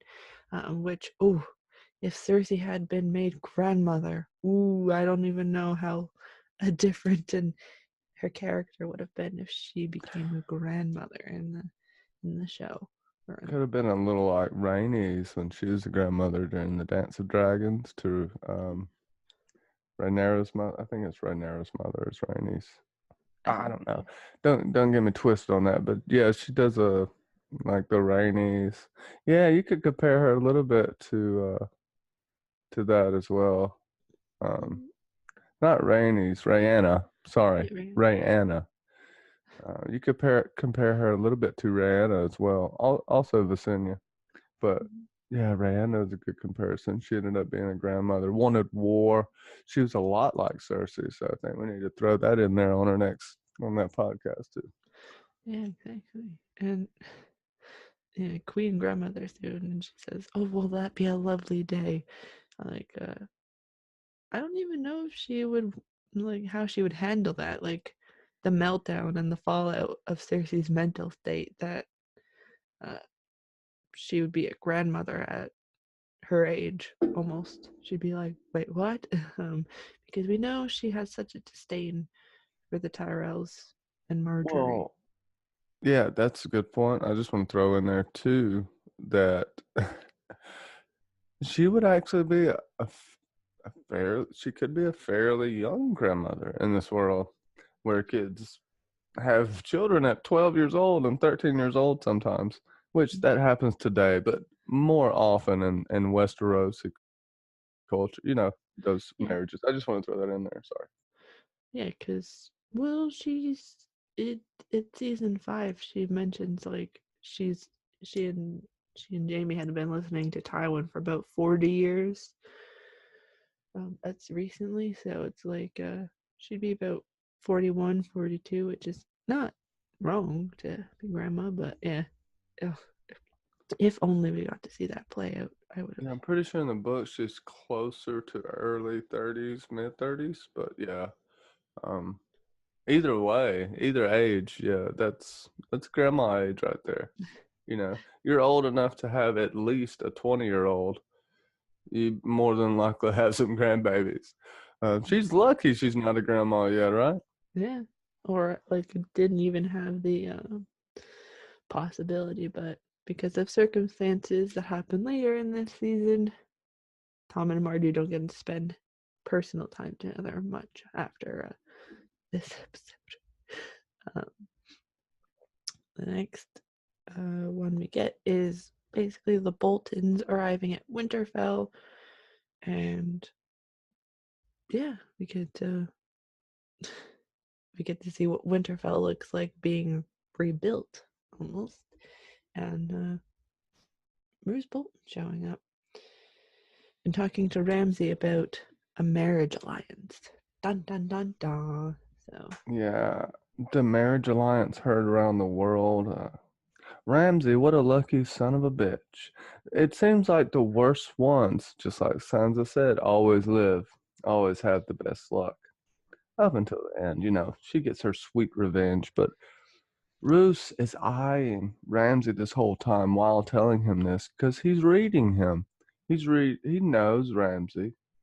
And I feel like Roose admires who Ramsay is, but also wants him to change just enough to where he can be more lordly mhm. instead of being so cruel. Because sometimes Ramsay is overly cruel in a sense to where it's useless. And if Roose is anything, he's efficient. He's a very efficient person and very measured. So, I kind of wish that when Ramsay does kill him later, that Roose kind of saw it coming a little bit and more of a struggle because it was a little out of his character just to take the knife in the gut, kind of the same way that when he stabbed Rob, which I find which the poetic irony there is pretty good. Other than that, yeah, this is real key, talking about taking care of Sansa and stuff. I'll let you talk about it a little bit, but yeah, just Yeah. freak. So it's so it's not obviously revealed to the show watchers who this marriage will be to, but you obviously can assume who Bruce is talking about because they need legitimacy in the North, and you have to marry someone of value. They need to marry someone of value into the Boltons, and yeah, it's just Reek is just doing his Reekly things, and maybe Reek kind of suspects who he's going to be marrying to, even though it's kind of forgotten. But Ramsay's up for the challenge in terms of marrying Sansa, but Sansa has no idea, or she didn't have no idea until the last episode where she was going, what she was doing, and then she thinks she has to marry Roose Bolton, which would have been, um, I don't know. Roose probably would have been. Would have been better. I mean, he treated Fat Walter right. I mean, he didn't treat her wrong. He treated her with every courtesy. She seemed happy and content and even safe until Ramsay. So, Littlefinger in this instance might have thought that Sansa was safe. I don't think he honestly knew what he was getting himself into with this because he does say it later. I know nothing of you, and that bothers me when he's talking to Ramsay. Yeah, yeah. But come to kind of season 5, she asks him that question, or season 6, sorry. She comes to that question of, "Did you know about Ramsay?" And he nods his head. So he heard whispers probably about Ramsay and what he was like, but probably just either didn't believe them or didn't hear them until afterwards. But like like it's hard to not know. Like it's hard to believe that he heard like absolutely nothing about Ramsay. Like you would have heard that he maybe something, but like maybe not that obvious. He's this sadistic weirdo, but Well, straight up in the books, everybody knows about Ramsay, but thought him dead because he traded places with Reek #1 and became Reek. This is another thing I think that they should have left in the show. They could have quickly, he got assassinated. But then Reek shows up to talk to Theon at Winterfell, and then that's who saves Reek. Saves Theon is Reek. yeah, But you kind of see that with Ramsay, him playing a complete different person. yeah, But I would have liked the Reek aspect. Yeah, I mean, it, everybody knew in the book, and I'm sure Littlefinger heard some things, but his legend wasn't built up as much in the show. yeah. Some Johnny's from rant for the day. no, okay. And yeah, this is where the book really diverges from the show, because it's a fake Arya that is supposed to marry Ramsay, who's actually Jane Poole, who is friends to Sansa in the show. I They remember were best correctly. friends growing up. That's Gene Poole actually made fun of Arya when in sewing class in the books as well. She would always giggle with Sansa, and Arya couldn't stand Gene Poole. Gene Poole was also enamored with Beric Dondarrion. Said she was going to marry him one day. Uh, the what did she say? The knight with the lightning bolt. Oh, he's so handsome. Not anymore. No. Um. Yeah. So, and I guess they had to make, well, because obviously in the show there's different ages for different characters, and for this, I guess they thought Santa's age was more appropriate, and plus Arya's all the way in Bravos, and why introduce a new character, or reintroduce a character into this, when you can kind of use Sansa, because as of right now, her character in the books is still stuck in the Vale as Elaine Stone. Um, yeah, this is Dark Sansa, but she It's has Elaine Stone. Get it alliance. right, Sasa. Uh, Sansa. Remember, you're not Sansa anymore. yeah, You're and Elaine. Sansa Stone. Sansa Stone, and yeah, Baelish is like, yep, you're gonna go marry him. So she's like, fine. Podrick and Brienne basically seeing Sansa head to Winterfell, and this is Let where, me shine your shoes. Oh, yeah, no problem. And they talk about Podrick being a squire, which we had mentioned in our previous recording for episode club about Brienne and the idea of knighthood and squires and how she may change all of that if she survives. So, what do you feel about this small scene between these two? sorry. I thought it was a good little scene, kind of showing, I know, Podrick's determination. He's not going to give up on her. She tries to give up on him, but she seemingly can't herself. She sees something in Podrick that is honorable, that everyone has seen in Podrick at some point once they get to know him. You know, he seems like a simpleton at first, but he just is one of those quiet people that pays attention and doesn't speak unless he has something important to say. So I think that's really key here. And yeah, with your point, he definitely may end up becoming a knight if he doesn't die in the vanguard as we see him in the previews. And hopefully Brienne does get a chance to rewrite the terms and conditions and requirements of a knight, to be a knight and what it means, and also the vows of the Kingsguard, like we had said. I think she's going to change that because of how Jaime told her, no matter what you do, you're breaking one vow or the other. So that has to be addressed if they're still to be knights afterwards. Yeah, I'd assume there'd be knights afterwards. I don't think they'd completely break down every single structure that's in Westeros. But yeah, Podol's in this talks about how he became a squire, um, which is kind of cool that we get some more backstory on Podrick. Even though he is a pain, he's not. He's one of the lower pains, but yeah, it's more backstory on Pod. Why not? Um, the I mean, it was almost a joke on Tyrion and Pod. It was almost punishment for both of them that he was a squire, but it ended up working out completely different. Yeah. yeah, yeah, they created a lasting bond almost. And Brienne also talks about how um, she was supposed to marry one of the a high lord ish, because she was Lord Salvantar's only child, and she talks about how Renly was nice to her and danced with her while everybody else was just giggling in the corner, or all the dudes were just like being like, hey, hey. Which this is also why we understand how Brienne is just the way how she's kind of hardened in terms of like affections toward other people.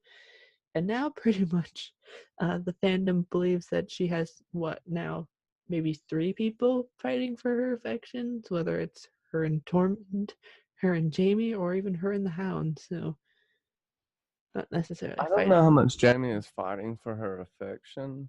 And or like wanting to put them together. Sorry. No, go ahead. yeah, I mean, I guess they could ship Bran and the Hound, but that's not happening. I don't see that. But Tormund and Brienne, no, that's just hilarious. How they could end up together, I don't really know. Uh, but somehow the wall is coming back into play in season 8. We've seen this. There is a reason they are still there. There's something they can do. There's some way. Maybe even Beric Dondarrion knows he can communicate with Bran. That would be something cool if he found out that he can communicate with Bran somehow, or Bran does talk to him in his head. Um, even though we've seen that maybe that causes people to go mad, as in the Mad King Ares, but that's not confirmed. He could have just been a crazy son of a bitch. Either way, me going off on a tangent here. Yeah, I ship Brienne and Tormund. Brienne and Jaime aren't. They could end up together, but I, I don't know. I don't see it in the end. I Even though she loves him, I feel like he has affection for her, but I don't know how sexual it is. I know in the books he tends to start to be sexually attracted to her, but in the show, I don't know. It's interesting because of how they've set everything up and how fast everything's going to be portrayed in season 8. So I don't know if there's going to be time for it. yeah, The only one that's been cultivated at all is Tormund, but she doesn't want anything to do with Tormund, so I can't even say that's going to happen. Honestly, yeah, I don't know, but kind of don't know how I got in this tangent. Sorry. no, because I kind of brought it up. Sorry. Yeah, I feel like Tormund is probably the one that has not the best viability, but because it's kind of already just been put there, um, that it's kind of develops further because I think it's in season 6 where Brienne is talking to Sansa about it. Like Brienne doesn't really have girl chat all the time. Obviously, they won't probably display that in season 8, but there could be a scene again where she's like, I'm I don't sorry. know. This is girl chat right here. Well, like with another girl is what I'm saying. Girl chat with like another girl. Um, Okay, so what are you saying? Pod is one of the girls. Just ask the girls. we see John, who has his first act as Lord Commander, meet with Stannis, and they talk about um, the Knights of Stannis staying in Castle Black, and if they're going. So Well, I mean, Stannis kind of gives him the news here, and John does mention, "Hey, we can't keep you much longer. We're getting the hell out of here anyway. Don't worry." But he offers John uh, his kingship again, but it's not his kingship. lordship. He offers him his lordship, and John he refuses, and it makes you wonder why. But he takes his vows and his oaths seriously, and this is a good scene to back up with Brienne and Oathkeeper. You know, they do this very well. How they'll back scenes up with one another, and you have to pay attention to who they're backing up with. This here is John sticking to his guns, and possibly, he gets murdered for it. So can we Mm-hmm. say Brienne gets killed later for trying to keep her oath? Not even by the Whites, maybe later in King's Landing. Uh, hmm. But John comes back to life, so that's why I say almost a metaphorical death for Brienne, which I think would have already happened if the biter incident occurred. Yeah. But I'm on Brienne here. Um, yeah, there's some interesting tidbits here, and Ollie is to be possibly the new Lord Commander maybe later. So hashtag Team Ollie. Yeah, Ollie's John Stewart, um, like as I was Lord Commander Mormont. So it's like you're putting so much faith in like an 8-year-old right here, John. It's kind of astounding. Um, but yeah, it's Stannis. It's cool to see Stannis interact with other like characters like John. Um, that and is like, well, gotta do what you gotta do, son. I won't judge ya. Yeah, and he's like, he sees something in you, kid, Yeah, something great, whatever that's worth. But it's worth something coming from Davos. yeah, especially because of the bond that develops with them in later episodes. Arya meet Billy's first interactions with the waif, everybody's favorite character, uh, and yeah, she's learning how to take care of the bodies, but first she kind of has to get rid of all of her stuff. Yeah, playing the game of faces here. And it's also about learning how to lie. The wife seemingly in the show has some sort of grudge against Arya. In the books, there's none of this. Um, the wife is no one. There's not supposed to be these emotions of her pushing Arya, Mhm. except for some agenda. Uh, at first, right here, we're thinking, okay, maybe she's just doing it for a reason. But then you have Jaqen getting on to her. But this is a faceless person. She's not even an. I don't even know if she's an acolyte. In the book, she's an acolyte, but she doesn't harbor these weird feelings. She's become mainly like a master of poisons, and she's already uh, not wearing a face, but she's basically glamored. Working with the poisons makes her look like she's about 12 or 13 when she's really in her 30s. Um, yeah, I don't know. The game of face, it's just kind of teaching her how to lie, even though they know what the truth and lies are. I don't know. This it starts getting conflated here, but you can see what they're trying to teach her how to kind of release everything that is herself, but also you can't lie about it. And if you do, you got to be convincing. So it's you got to break it down a little bit, or it can be confusing. Yeah, for the show watchers, because they for mostly show watchers, they don't really understand the lore of the Faceless Men as much, so they kind of have to take baby steps with them a little bit. Uh, but yeah, Arya has to kind of get rid of all of her belongings so she can become no one, which obviously she does not like, because she can get rid of more of the materialistic things like gold, coins, but it's Needle that is the one thing in her life that she seemingly cannot get rid of, and it's because it reminds her of not only John but Arya also is reminded of Sansa and Bran, Rickon, Robb, like Catelyn, even Ned. She's like reminded of her entire family. Um, And this is what eventually will lead to her downfall, at least as Arya Stark of Winterfell. She can't let go of herself, of her individuality, and seemingly you would think Jaqen knows this, that they know she didn't throw the sword away. And yeah, it could all be for this main purpose that Jaqen and the Faceless Man want everybody killed that she wants killed. But I don't think it's that simple. They didn't want her to leave. In the book, she gets away way different. She doesn't confront Jaqen face to face, where he just kind of lets her go. I don't know if it's a cheap way of them just kind of getting rid of the Faceless Men, but they're scattered throughout Westeros. There are faceless men everywhere. There's at least a dozen or 13 that are just around about.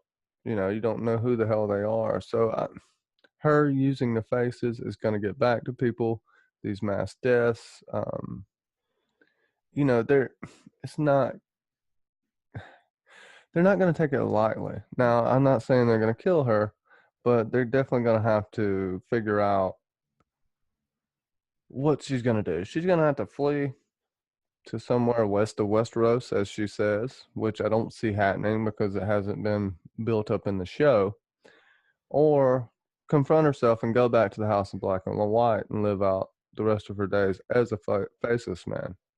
You could argue this, and I'm going to go on a tangent, because she has did all of her training and now she owes, and it would be only fair that she give her life, Vallard de Harris, and serve.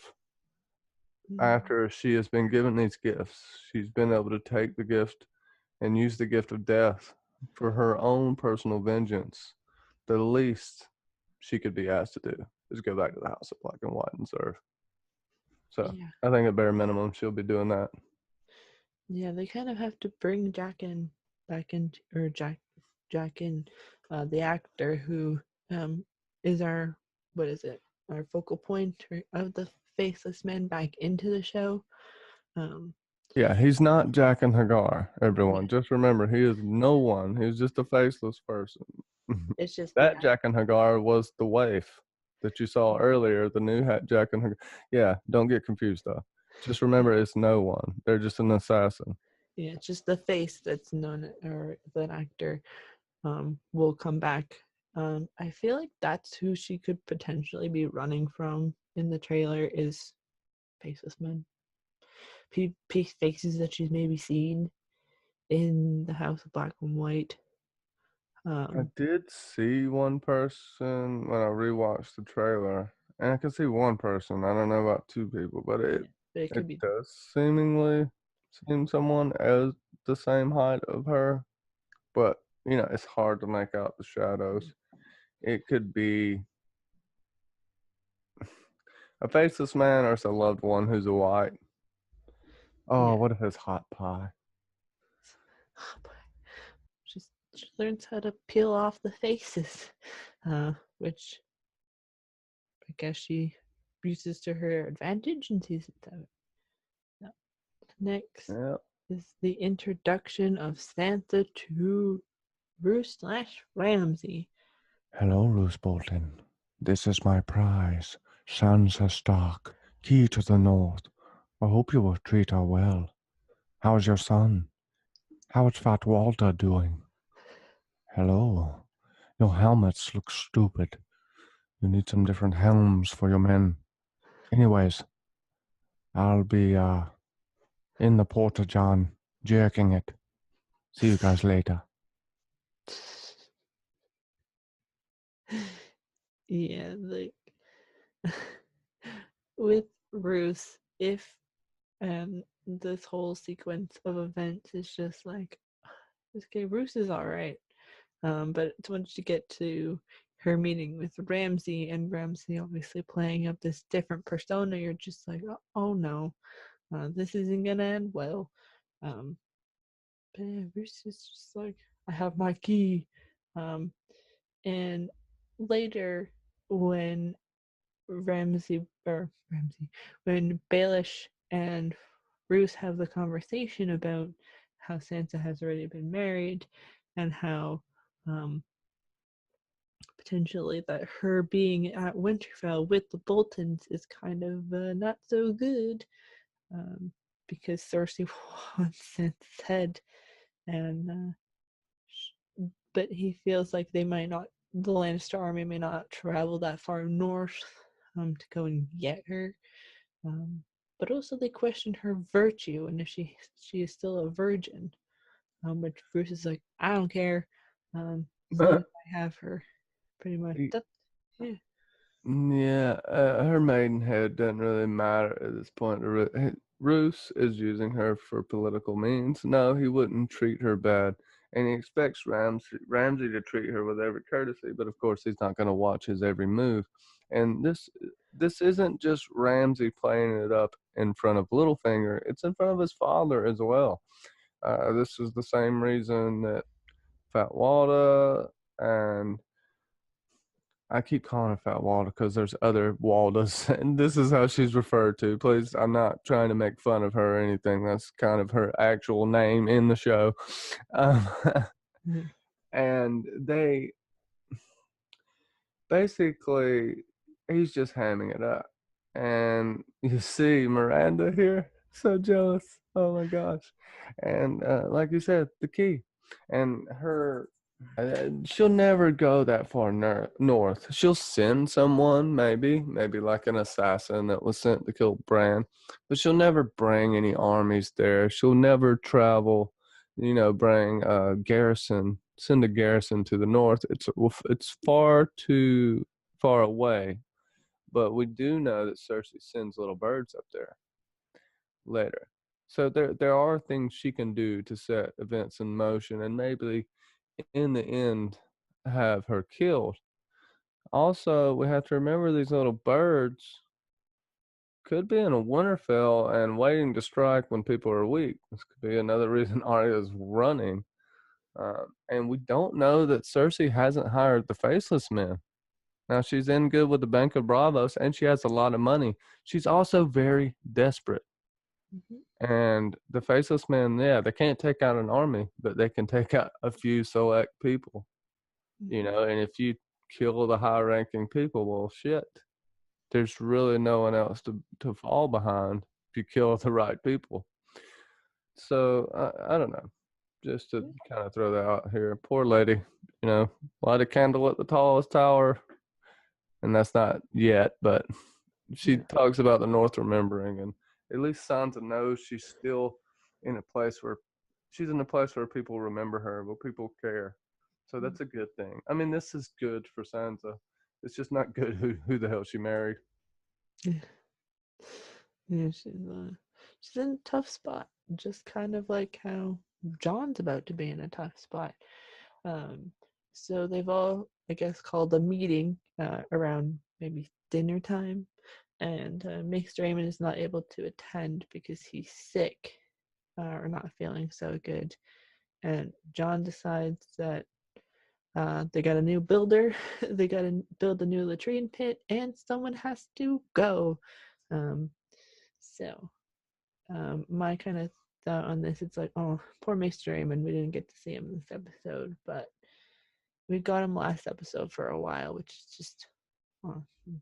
And when they decide what they have to do, John's like, yeah, you have to build a new latrine pit, and then it's the Ginger's responsibility to do that. Which is like, when I first watched this, I was like, hey! But now that I've seen this episode a few times now, I'm just like, just make a funny joke. Because John, like, I guess they kind of have to make John make fun of redheads because he likes them quite a bit. Um, Oh goodness, he likes the guy, but you could see Alistair Thorne was thinking the whole time, oh yeah, he's gonna have me digging the latrine pits. But no, John respects Alistair Thorne, maybe a little too much. Makes him first damn ranger, which I think's awesome of John, and Alistair Thorne doesn't appreciate enough. Now, you could also look from Alistair Thorne's point of view, all the last 3 or 4 first Rangers have all died. So, you know, it could be just, oh, this motherfucker just wants to kill me. But I think it's John definitely bestowing an honor upon Alistair, because he did show courage and prowess at the battle for the wall. Like, I don't hate Alistair Thorne. I hate some of the things he does, but as a person, he's really not that bad a guy. He just fucking cannot stand Jon Snow, and he lets that run his every fiber of his being runs off hating Jon fucking Snow. But oh my goodness, Janos. Yeah, you want to go to Graveyard, bro? Build up that old shit heap. You know, just go chill. I would have did it if I was Janos. I'd be like, fuck, I could have my own castle by myself. I have a chance to build this damn thing up, and I can command all the people. No, he's like, you little bastard. I won't take uh, orders from you. You were in your swaddling clothes when I was doing some bullshit. I don't know, whatever. the The coward. commander of the Gold Cloak or something like that. I didn't Um, want to. I didn't want to give him that. I wasn't trying to say it because he's a douchebag. I didn't want to give him those honors. No. um, and he still spouts that he has friends in the capital, but it's like no one actually cares. That like as soon like no one's been like in like King's Landing, like no one's been like, I wonder how Janos is. I wonder if he's still alive. Like no one's ever done that. Um, and John's like, Ollie, bring me my sword, and we all know what's about to happen next. Which this is and so it's like bye bye Janos. So we have thing 1 and thing 2 uh separated um A forever. coward till the end too, man. He's, Like, please don't kill. Like, if you're gonna stand up like that, I mean, I just don't know. Does this guy not remember what the fucking laws are? yeah, it's like It's respect oh, he's really gonna fucking do it. Yeah. Better be glad it's Valerian steel and not Theon chopping your damn head off, or it took like 3 or 4 strokes. But John thinks about it for a moment, and he looks him in the eye and casts the fucking sentence like you're supposed to. I think someone else that we know doesn't even look at the person when they get killed later when they cast an execution sentence. And I think this is a perfect dichotomy, and they're doing this on purpose. No, Danny isn't horrible, not yet, but you have to look a person in the eye when you take their life. when you take their life. And if you can't bear to look them in the eye, just like Ned said, well, you might not should take their life. Yeah. Danny put herself in a fucked up position though. Yeah, like yeah. Don makes his first real stance as Lord Commander with this, and it's kind of also a power move for him. So it's like yeah, if you want to start uprising against me for just disobeying your commander, uh, this is what happens. Yeah, John doesn't really have a choice, Yeah, he's to your point. and yeah the meek little snake that this one is. Um, yeah, John does um pray over Janos, just like Ned did in the first episode. Dear Egret, guide my blade past this motherfucker's skull. Egret, I love you. I pray to the old Egrets and the new. Like the bird. Um, but yeah, Janos is now dead. This thing we basically see the High Septon, who has now went to the brothel to pray to the Seven, and he's now picked the stranger and the maiden.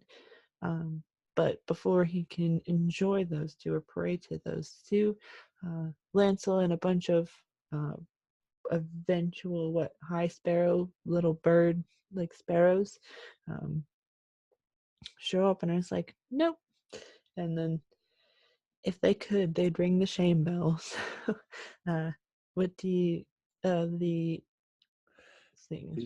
Sorry. Yeah, the Sparrows is kind of like the faith militant or the faith militant come again. You also had the Poor Fellows as well back in the day. These were all quelled during Magor's reign and smashed to bits basically and scattered to the wind. Even though there were still pockets here and there that have come back.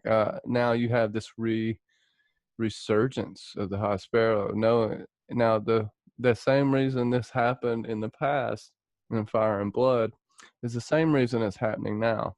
Incest, abominations as king, and this is kind of what's driving it. Now you don't really know this, but amongst them, that's what they're talking about. Lancel has already confessed everything, and this is what I think drove the High Sparrow to King's Landing at this point. Because if you have abominations ruling the world and abominations in the High Sept, like the High Lickspittle we have here, uh, preaching this, but fornicating and doing all these horrible things, wearing these jewels. They have a point, but these are religious zealots that are extremists. So we see what's funny is this is the complete opposite ends of the spectrum here. You have the religious zealot, and then you have the religious man who uses it uh, to gain lust and power and use it for what you would call it, for glutton and all of those things. So it's kind of a cool scene. Yeah, yeah, they just it's almost like when they show up, Oliver is like, this is Lord Peter Baelish's establishment, and it's like they're like, I don't care. Like I don't care if it was the king's establishment. Like it's just they just show up and they treat him If to only a the mountain was there, they wouldn't have did shit. yeah. They treat the High Septon to a walk of shame, which Later, he talks to Cersei about, and is like, well, I was preaching to the young women of the brothel, like, and praying over them and respecting them and caring for their uh, what they were wanting to give up to me, like in terms of like their sins and such. And Qyburn is like, you're preaching to prostitutes. I even let them touch my scepter. Yeah, it's just like so unbelievable. She's just like, yeah, sure. Um, you This pray is for. kind of, oh, go ahead, but this is kind of how Cersei gets duped, right? Because everything she's being told is like, it's very logical. You want to get this son of a bitch out of there because he makes it look bad. And he controls the people more than the king. He is the influence, he is the voice of the people. So, right here, she's trying to gain a new, better voice. This old High Septon wasn't doing anything for her. He was just wasting time. So, this is seemingly an opportunity for Cersei, especially since she thinks everyone was Tywin's puppet. Yeah, yeah. And after she goes and we see she finds the High Septon, or the High Sparrow, not the High Septon, who becomes an important character over the next season and a half. Um, but yeah, she's just like, what can you do? Who are you? And basically, she starts to have some power moves with this man. Um, and he kind of comes integral to her downfall at the end of this season. Lord Turtle. She kind of, yeah, it's funny how she's like, hey, I'll sing your praises. But then eventually he just like double times her and it's like, yeah, but you get in trouble. So, Yeah, he doesn't want prizes. He just wants a literal interpretation of the seven pointed star, which, if you don't know, this is kind of, I wouldn't say a representation of Christianity, but a mirror of it. And not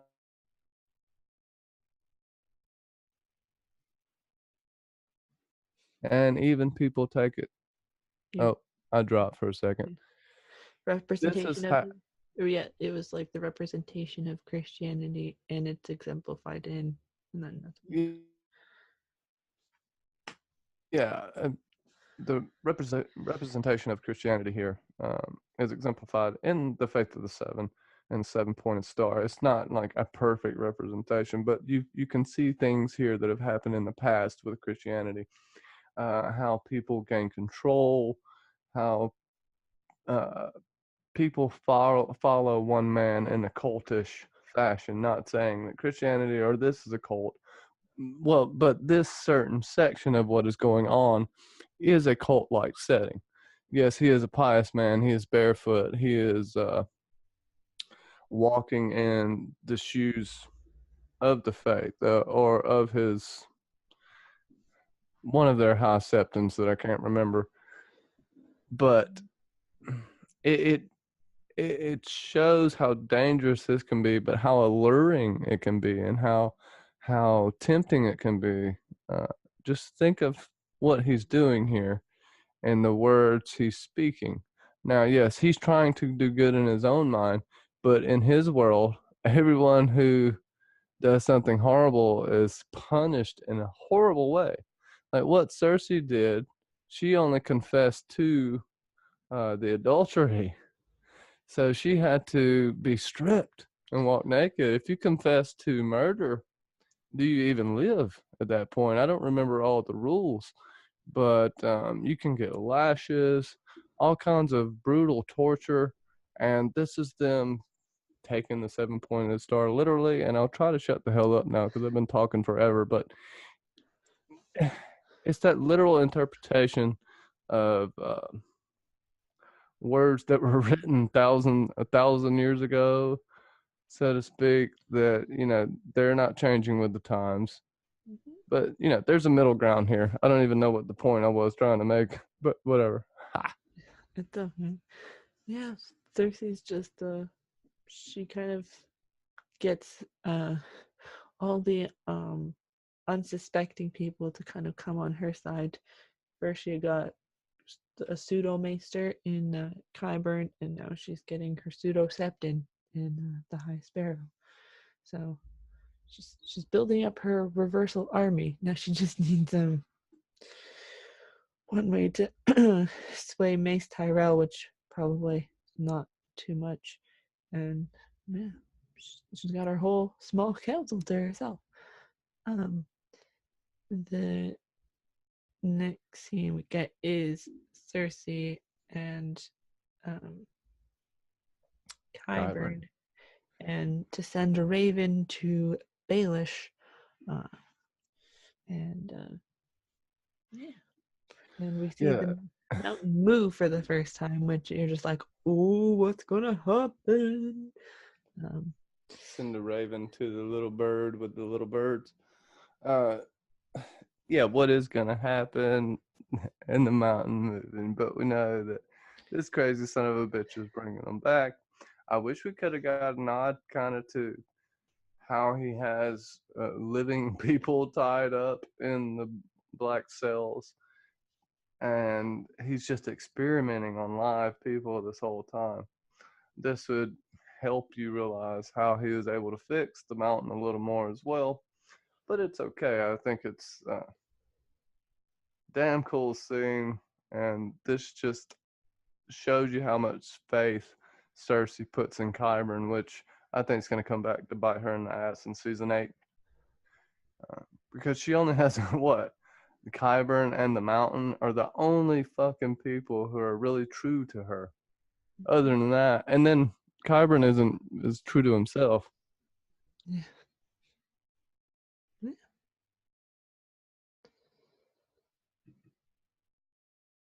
You want me to fill up some more dead air? No.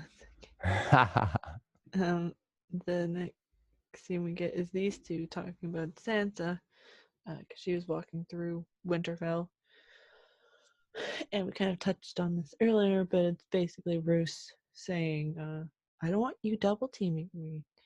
I don't want you playing both sides, Baelish. And we find out that Roose has already received the Raven, so there's a bit of a time jump between the last episode, the last scene, and this scene. And Roose has already read the letter, and he's like, I want to read what you reply with. So I know that you're not playing both sides, which is, hey, why not? I mean, yeah, that's a good point. But you better treat Sansa right, Ramsay. I don't know much about you, which concerns me, but you better treat my baby right. I'll be back for her. Once I become king, she will be my queen. Hello, Rose. You're looking mighty fine today, sir. No, yeah, he gets the Raven, which is fine and dandy because, I mean, Roose is playing a funny game here. He's playing both sides. So is Littlefingers. And another reason I think Roose wants to write, yeah, he doesn't want Littlefinger playing both sides, but I believe Roose wants to make sure certain things are said and wants to make sure that Littlefinger's saying it right too and not screwing him over on accident. Like he's the type of person that wants to double check everything as well as make sure that bastard isn't screwing him over. That's a good point. Yeah. And yeah, we see just. Ooh, is this where we see the Hound kind of maybe fighting with the fire around him up here on the Battlements? Maybe. Yeah. Maybe. But yeah, these two, they're just almost like a funny power duo. That's just, even though they aren't in cahoots with each other all the time, it's just funny to watch these two. We see another duo that seemingly can't get enough of each other, and Varys and Tyrion are still in a trailer, if you want to call it that, and Tyrion's just going stir crazy. He's like, I haven't seen another face since yours, which I know we talked about in the last episode, but which is kind of weird to think that it's like you've been around other people, but you just either were drugged or something else happened to get you in where you are. But anyway. Yeah, I'll go ahead and sum up this whole damn scene because I think it's a pretty good one. We find out how much the Faith of R'hllor finds out and basically worships Dany at this point. They find her to be their savior, which I find interesting. And this is going to lead into season 8 with Mel as well and the Fiery Hand getting there. A little bit back to that, Tyrion sees what you would call the advantage of this, but also sees that this could be a problem later. Which he is right. This religious zealots, they cut these scenes back to back on purpose. They go hand in hand, but Tyrion meets this prostitute, which I think is a big deal. Maybe reminds him of Tysha. And he can't even bring himself to do the deed anymore. Her being so sweet and innocent, in a sense, and the life she has to live, you could see the pain in Tyrion's eyes there. And he wants to love again, but I don't think he'll ever find himself able to do that. I don't even think, this is why we don't see, everybody thinks Tyrion, loves Dany. Yeah, maybe, but I don't even know if he could bring himself to be with her if he did love her. Same thing with Sansa. I don't see him wanting to do that. It really, everything he has ever loved has fucking beat the shit out of him and almost killed him. So yeah. And then Jorah takes it. My Khaleesi, I have a present for you. Yeah. The one thing that's really funny is when a red priestess character is in the middle of the square and she's talking and she's like Daenerys, she's talking about Daenerys and how she's a savior, and Tyrion goes to Varys, you didn't tell me we were going to meet the savior. Everybody wants to meet the savior. He's trying to make light of that situation. And when they're in the brothel, they paralleled conversations of Dany with a woman who... Can I say something really quick? Yeah. I want to throw this at you. What if Dany's baby is the baby to be sacrificed or given to the Night King, and that's the only way they'll go away? Holy smokes. Bran be like, you had to give your baby, Dany. Fuck you. No. It's probably tenfold, but I'm just throwing it out there. It's possible, because it's completely possible, and she I wouldn't dispute it. I feel like that could be a reason why. It's because because the Night King has had ample opportunity to kill Jon, and he hasn't done it yet. So it's maybe just waiting for his child to be born to be like, gotcha, bitch, and taking it away. But anyways, in this we see that gotcha, bitch. A prostitute has now dressed herself as Daenerys with pretty much such an accurate clothing. It's probably well done, so we can recognize who she's supposed to be dressed as. Not that I think that she knows what Dany looks like in terms of her outfits and such, but it's for us as show watchers to be like, that's who she wants to be. But yeah, and then Tyrion is taken by Jorah, and he says, I'm taking you to the queen, which he thinks is Cersei, but Jorah is understanding that it's Khaleesi that he's taking him to, which, would it have been hilarious if Jorah had went to Cersei instead of Dany? That would have been just a strange thing. It's like, here, I've come back. Hilarious it would have been, but it's like, I come back for my royal pardon, but he's like, he completely abandons. Not hilarious. Hilarious is the wrong word. It's just completely just she threw me away. I'll go go back to my family in And he could have did that. He didn't even really. He could have just went and got his pardon. He didn't even have to grab Tyrion either. Yeah. That's something to note. Yeah, Danny. Jorah giving his life for Danny. I mean, I can see it. Say, I don't know. I don't know.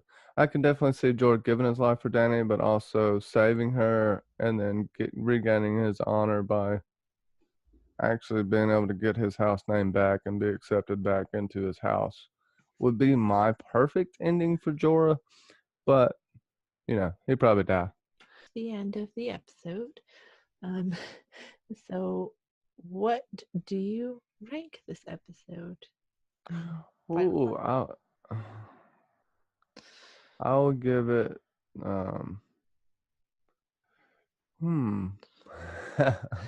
I will give it 7.5 wafts of waif. Oh God. Like a waft of waif. You can smell her coming. Hashtag phrasing. Decent episode. Definitely not my favorite. The Game of Faces pissed me off. I love Jano Slint getting his head chopped off. Hated Sansa being taken to Ramsay. Can't lie. The wedding was a little underwhelming. I'll go back to 7 wafts. Like I